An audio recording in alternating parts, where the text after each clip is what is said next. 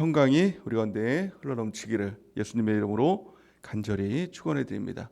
오늘 말씀은 사도행전 9장 1절에서 9절 말씀을 통해서 거룩한 추적이라는 제목으로 하나님 말씀 증거하겠습니다. 성령이 이끄는 교회 사도행전 강의 35번째 시간입니다. 오늘 본문은 사도 바울이 다메섹 도상에서 예수님을 만나고 회심하는 사건을 기록하고 있습니다.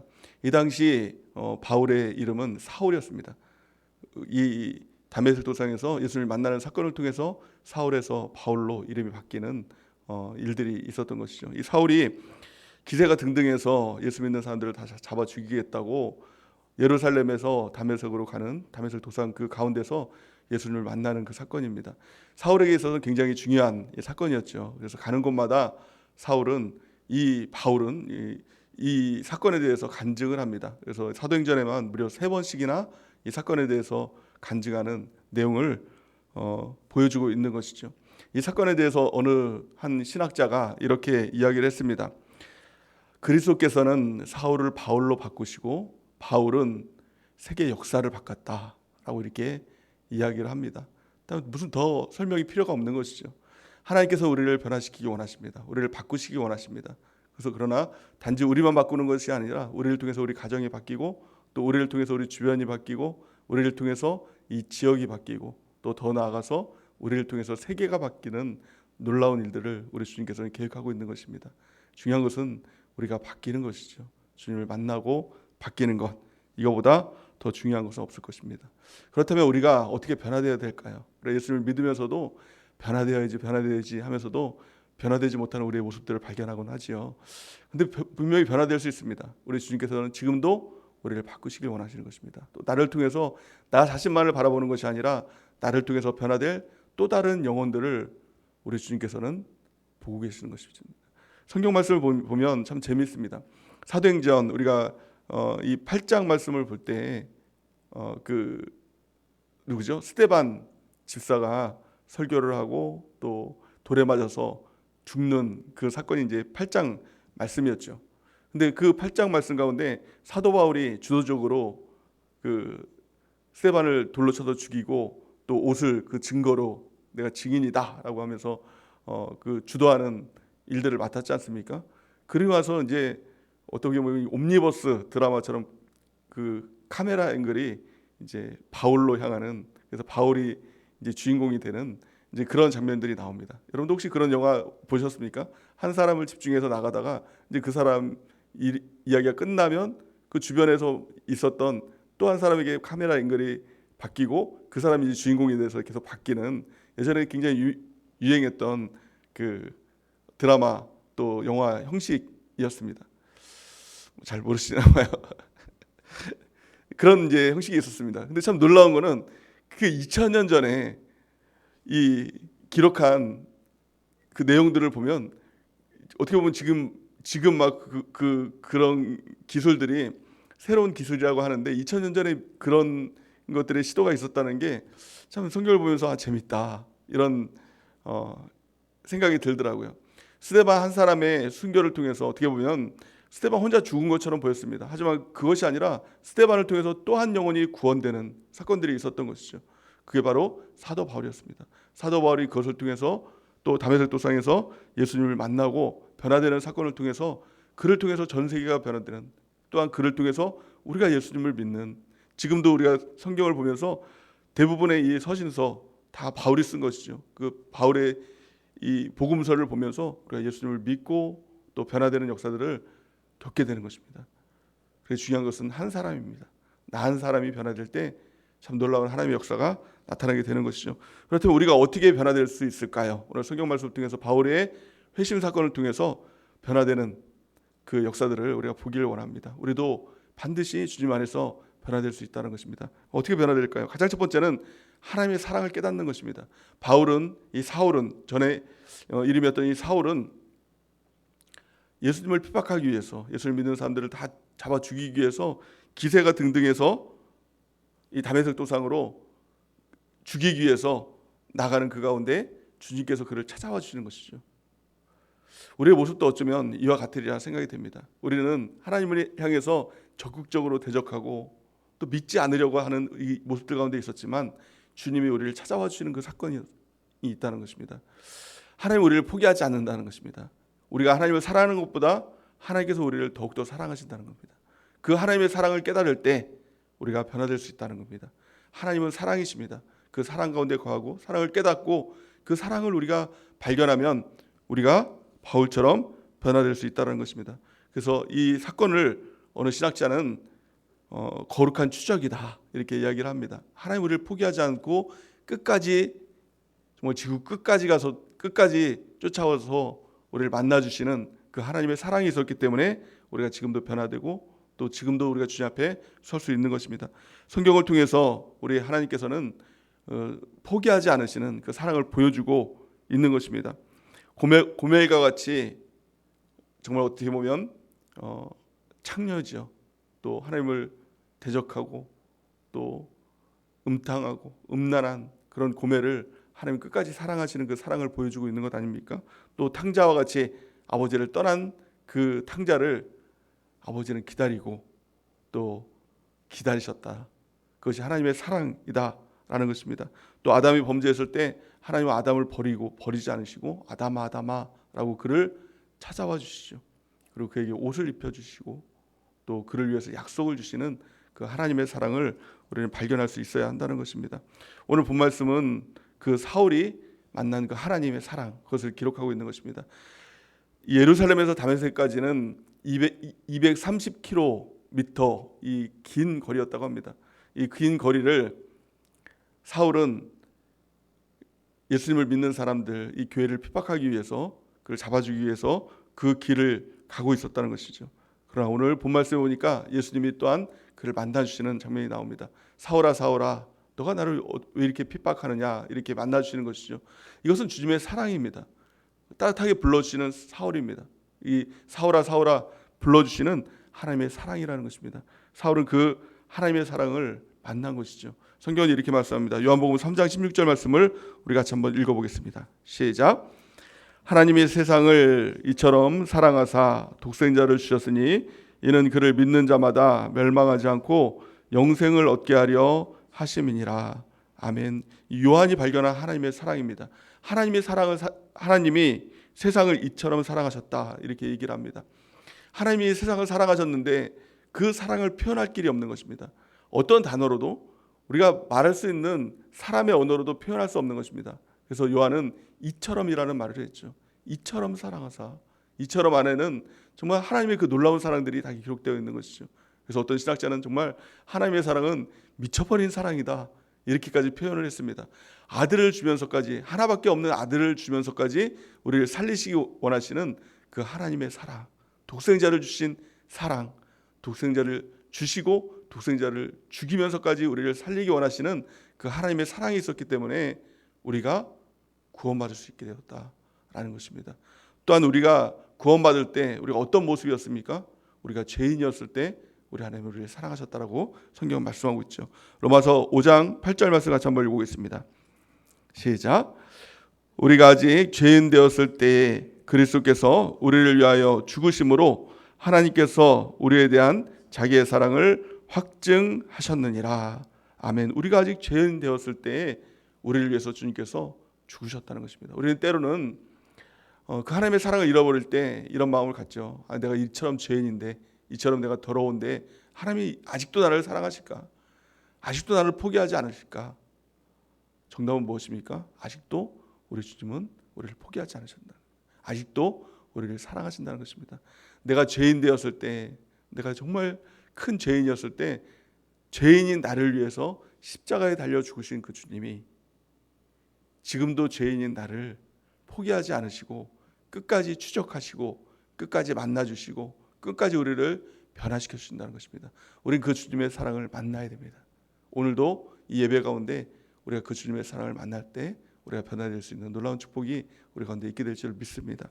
두 번째, 우리가 어떻게 변화될 수 있을까요? 그 극진한 하나님의 사랑을 깨달을 뿐 아니라 그 하나님의 사랑 앞에서 내 자신의 모습을 발견할 수 있어야 된다는 것입니다. 사람들이 왜 예수님을 믿지 못할까요? 우리가 예수님을 믿는다라고 하면서도 왜 신앙생활을 잘 하지 못할까요? 왜 잘 순종하지 못할까요? 왜 하나님의 뜻대로 살지 못할까요?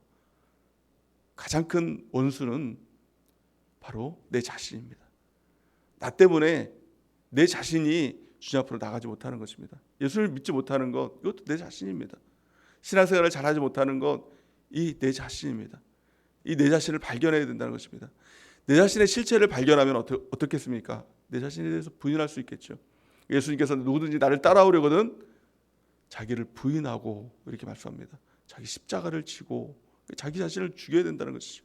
자기를 부인하고 자기를 십자가를 지고라는 것은 그 자기를 죽는 데까지 끌고 나가야 된다는 것입니다. 그런데 그것이 어떻게 가능할 수 있을까요? 내 자신을 발견하면 됩니다. 하나님의 사랑 앞에 내 자신을 발견하면 나를 부인할 수가 있는 것이죠. 성경에 보니까 예수님은 빛이다 이렇게 말씀합니다. 그 빛이 비춰지면 내 자신의 모습이 드러나게 됩니다. 내가 얼마나 추한지, 내가 얼마나 더러운지, 내가 얼마나 악한지 이 모습을 발견하게 되는 것이죠. 자기를 부인하지 못하는 이유는요, 내가 좀 괜찮다라는 생각을 가지고 있으면 부인하지 못합니다.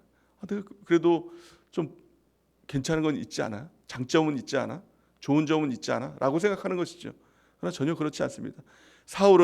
이 바울은 하나님 앞에서 이 다메섹 도상에서 예수님을 만났습니다. 빛 대신 예수님을 경험하게 된 것이죠. 그랬더니 자신의 모습을 발견합니다. 그래서 이후에 이렇게 고백을 합니다. 디모데전서 1장 13절 우리 같이 한번 읽어보겠습니다. 시작. 내가 전에는 비방자요 박해자요 폭행자였으나 도리어 긍휼을 입은 것은 내가 믿지 아니할 때에 알지 못하고 행하였음이니라. 아멘. 이 다메섹 도상에서 비로소 자신의 모습을 본 것이죠. 그랬더니 자신의 모습이 비방자이고 박해자이고 폭행자였다. 또 이후에 이렇게 고백합니다. 나는 죄인 중에 괴수로다 이렇게 고백하는 것입니다. 우리 자신의 모습을 발견해야 됩니다. 우리의 모습을 주님 앞에서 발견할 때 누구도 우리는 정죄할 수가 없는 것이죠. 또 누구도 교만할 수가 없는 것이죠. 우리 자신의 모습을 주님 앞에서 부인할 수 있는 것. 이 부인이라는 단어는 또한 그냥 우리는 부인이라고 얘기를 하지만 성경 원어로 보면 저주하고 떼어버린다 이런 뜻을 가지고 있는 것이죠. 나는 그 사람을 모른다라고 하는 것. 베드로가 예수님을 십자가 앞에서 3번씩이나 부인하고 저주했던 것처럼 이것이 바로 부인이라는 것이죠. 내 자신을 이처럼 부인하고 버리는 것. 그것은 주님 앞에서 나를 발견해야 한다는 것입니다. 또한요, 마지막 3번째로 우리가 변화될 수 있는 것, 그것은 우리 자신을 주님의 손에 맡겨야 된다는 것입니다. 내가 할 수 있는 것이 사실 없지 않습니까? 내가 무엇인가를 할 수 있다고 생각하지만 사실 할 수 있는 것이 없는 것입니다. 우리 주님 앞에 모든 것을 내어 맡기다라는 것입니다. 오늘 본 말씀에 보면 이렇게 말씀하고 있습니다. 우리 4절 5절 말씀을 같이 한번 읽어보겠습니다. 시작. 땅에 엎드려져 들음에 소리가 있어 이르되 사울아 사울아 내가 어찌하여 나를 박해하느냐 하시거늘 대답하되 주여 누구시니까 이르시되 나는 내가 박해하는 예수라. 아멘. 그 예수님을 발견했을 때 5절 보니까 대답하되 주여 누구시오니까 이렇게 바울이 예수님을 향해서 질문하는 내용이죠. 여기서 사도행전 22장 10절에 보면은 바울이 한 마디를 더 예수님 앞에 질문을 합니다. 사도행전 22장 10절 말씀 같이 한번 보겠습니다. 시작. 내가 이르되 주님 무엇을 하리이까 주께서 이르시되 일어나 다메섹으로 들어가라. 내가 해야 할 모든 것을 거기서 누가 이르리라 하시거늘. 아멘. 바로 두 마디를 주님 앞에 물어보는 것입니다. 주여 누구시오니까. 두 번째는 주여 내가 무엇을 하리이까. 두 가지를 물어보는 것입니다. 이것은 주님 앞에 자기 자신을 맡기는 것이죠. 이전까지는 내가 주도하는 삶이었습니다. 내가 옳다라고 생각하는 것. 그래서 예수라는 것은 가짜다라고 자기가 생각한 것이죠. 그리고 그 사람들을, 예수 믿는 사람들을 죽이는 것, 이것이 내가 하나님을 위한 일이다라고 자기가 주도하는 인생, 자기가 열심을 내는 인생을 살았습니다. 근데 예수님을 만나고 나서 주님을 발견하고 주님의 사랑을 만나고 내 자신을 발견하고 났더니 내가 할 수 있는 것이 없는 것입니다. 주님 누구십니까? 내가 무엇을 해야 됩니까? 라고 주님 앞에 맡기는 것이죠. 주님을 만나기 전까지는, 내 자신을 발견하기 전까지는 나의 열심이 곧 하나님의 일이라고 우리는 종종 생각을 합니다. 내가 열심히 하는 것, 이것이 주님의 일이지. 하지만 그것이 주님의 일이 아닐 수도 있다는 것입니다. 그것이 주님을 적극적으로 반대하고 또 주님의 일을 무너뜨리는 일일 수 있다는 것입니다. 정말 우리가 하나님을 만나야 됩니다. 또 내 자신을 발견해야 됩니다. 그럴 때 우리의 반응은요, 하나님, 나는 아무것도 할 수 없는 존재입니다. 주님, 내가 무엇을 해야 됩니까? 주님, 당신 누구이십니까? 이 질문밖에 나올 수가 없는 것입니다. 우리가 그 주님을 만나는 귀한 은혜와 축복이 있기를 바랍니다. 그 전까지는 다 내 것입니다. 내가 주인입니다. 물질도 내 것이고 또 내 삶도 내 것이고 내 시간도 내 것이고 또 나에게 있는 이 하루도 내 것입니다. 내가 다 계획을 해야 되는 것이죠. 근데 주님을 만나면 모든 것이 다 주님의 것입니다. 내가 할 수 있는 것도 없고 내 것도 없고 내가 무엇을 해야 됩니까? 주님 앞에 물을 수밖에 없는 것. 이것이 진정한 변화의 시작인 것입니다. 이럴 때 주님께서 우리 가운데 말씀해 주시고 또 인도해 주시고 주님이 나의 목자 된 삶으로 우리를 인도해 주시는 것입니다. 우리가 주님 앞에 내려놓는다는 것은 그냥 내 의지로 내가 모든 걸 내려놓습니다. 이것이 아닙니다. 주님을 만나야 되고 내 자신을 발견해야 되고 또 그 앞에서 나는 정말 무익한 존재입니다. 나는 아무것도 아닌 존재입니다. 이것을 깨달을 때부터 진정한 변화가 있는 것입니다. 또 오늘 9절 말씀에 보니까 뭐라고 말씀하고 있습니까? 우리 같이 한번 읽어볼까요? 시작. 사흘 동안 보지 못하고 먹지도 마시지도 아니하니라. 아멘. 이 사흘이라는 기간은 지금 우리가 표현하고 있는 말로 보면 3일이죠. 이 3일이라는 기간은 굉장히 의미 있는 시간이다 이렇게 생각을 합니다. 요나가 이 고래 뱃속에서 물고기 뱃속에서 회심하는 그 사건들, 그것이 사흘 동안 3일 동안 그 뱃속에 있었죠. 아무것도 할 수 없는 그 시간, 바로 사흘입니다.